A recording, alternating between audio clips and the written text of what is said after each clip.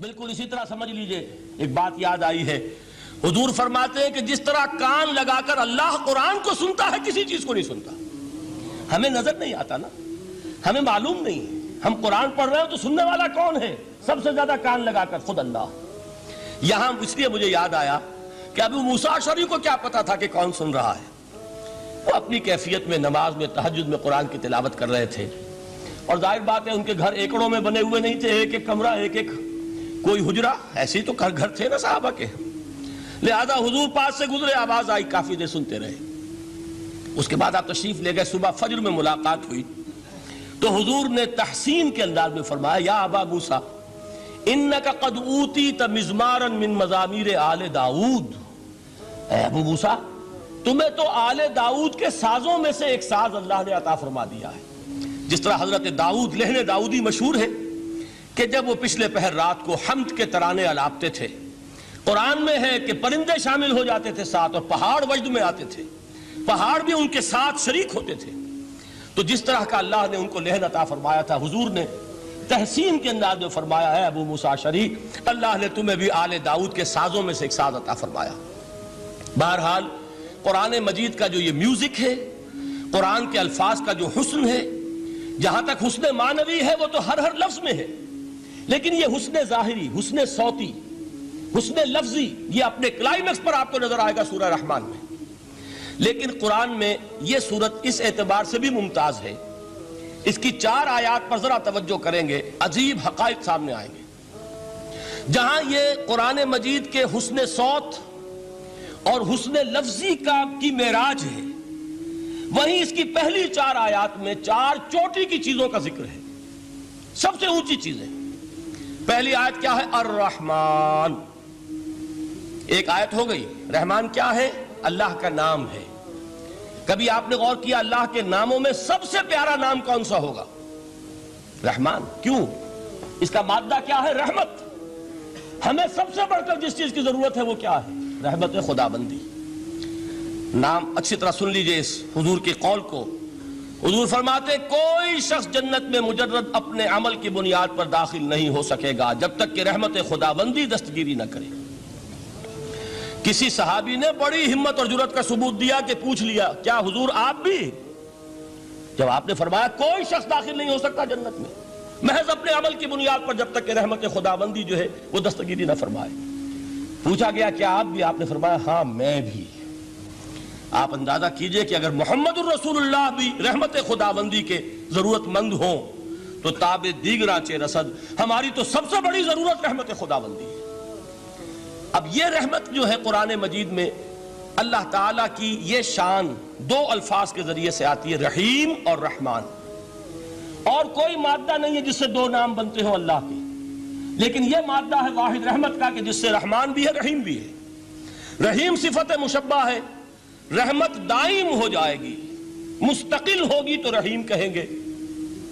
اور رحمان، اس میں رحمت کی ہے وہ شان ہے کہ جیسے ٹھاٹھے مارتا ہوا سمندر ہو، ہیجان کی کیفیت، طوفانی کیفیت، رحمت خداوندی کا طوفانی جوش، وہ ہے رحمان۔ آپ تو رہتے اس علاقے میں ہیں، آپ کو معلوم ہے عرب اگر بھوکا مرا جا رہا ہو تو کیا کہے گا؟ انا جوعان۔ پیاسا مرا جا رہا ہو انا عطشان۔ بہت غضبناک ہوگا غضبان، غضبان آصفہ قرآن میں آیا ہے، بہت غضبناک۔ رحمان جس کی رحمت جو ہے جوش میں ہے، ٹھاٹھے مارتے ہوئے سمندر کے مانند۔ تو یہ اللہ تعالیٰ کے ناموں میں سب سے پیارا نام۔ اب آگے چلیے، الرحمن علم القرآن، رحمان نے قرآن سکھایا۔ رحمت خداوندی کا سب سے بڑا مظہر، رحمان کی رحمانیت کا سب سے بڑا مظہر قرآن ہے۔ ان میں جو منطقی ربط ہے اس کو سمجھتے جائیے۔ اچھا آپ یہ سوچئے، جو علم بھی انسان کو حاصل ہوا وہ کس نے دیا؟ اللہ نے۔ سائنس کا علم کس نے دیا؟ اللہ نے۔ علم آدم الاسماء کلہا، وہ علم الاسماء جو حضرت آدم کو دے دیا گیا تھا ازل میں، یہ اسی کا ظہور ہے، یہ اسی کی ایکسفولیشن ہے جو ہو رہی ہے اور ہوتی رہے گی ابھی۔ اور دوسرے علم ہے وہ کس نے دی؟ اللہ نے دی۔ لا یحیطون بشیء من علمہ الا بما شاء، مخلوق میں سے کوئی اللہ کے علم میں سے کسی شے کا احاطہ نہیں کر سکتا مگر وہ جتنا اللہ دینا چاہے۔ لیکن یہ کہ تمام علوم میں چوٹی کا علم قرآن. نوٹ کرتے جائیے، اب چوٹی کی چیزیں جمع کیجئے. اللہ کے ناموں میں چوٹی کا نام رحمان. اللہ نے جو کچھ انسان کو سکھایا اس میں چوٹی کا علم قرآن.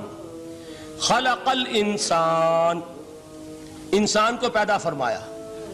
سوال یہ کہ حیوانات کو کس نے پیدا فرمایا؟ آسمان کس نے پیدا کیے؟ زمین کس نے پیدا کی؟ فرشتے کس نے پیدا کیے؟ کیا مطلب خلق الانسان؟ اس کی تمام مخلوقات میں اس کا کلائمیکس، اس کی تخلیق کی معراج، اس کے تخلیق کا نقطہ عروج انسان ہے. یہ ہے کہ جو مسجود ملائک بنا ہے.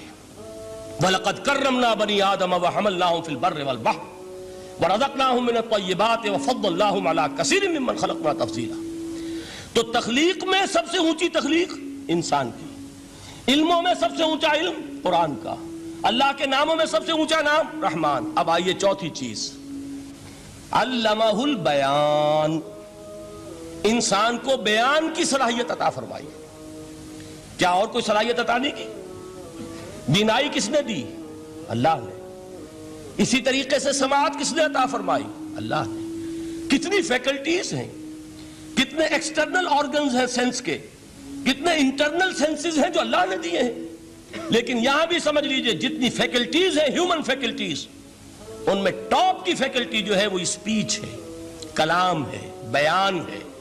جن لوگوں نے میڈیکل سائنس کا مطالعہ کیا ہے وہ جانتے ہیں کہ یہ برین ہے، ہیومن برین، اس برین میں جو وہ اوپر ایک زرد سا مادہ ہوتا ہے، گرے میٹر، اس کی ایک کوٹنگ ہوتی ہے. یہ ہائیسٹ ایوالوڈ فارم ہے اور اس میں سب سے بڑا رقبہ جو ہے وہ اسپیچ سینٹر کہلاتا ہے.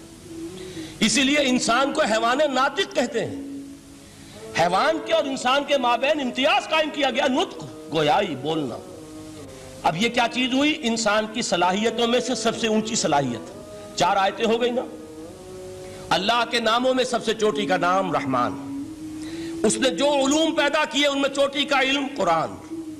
اس نے جو مخلوقات پیدا فرمائی ان میں چوٹی کی مخلوق انسان. انسان کو جو صلاحیت اور استعدادات عطا فرمائی ان میں چوٹی کی استعداد بیان.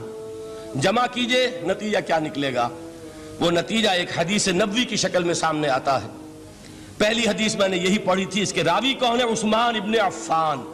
میں حیران ہوتا ہوں وہ قافیہ یہاں بھی موجود ہے، رحمان، قرآن، بیان، انسان، عثمان، عفان.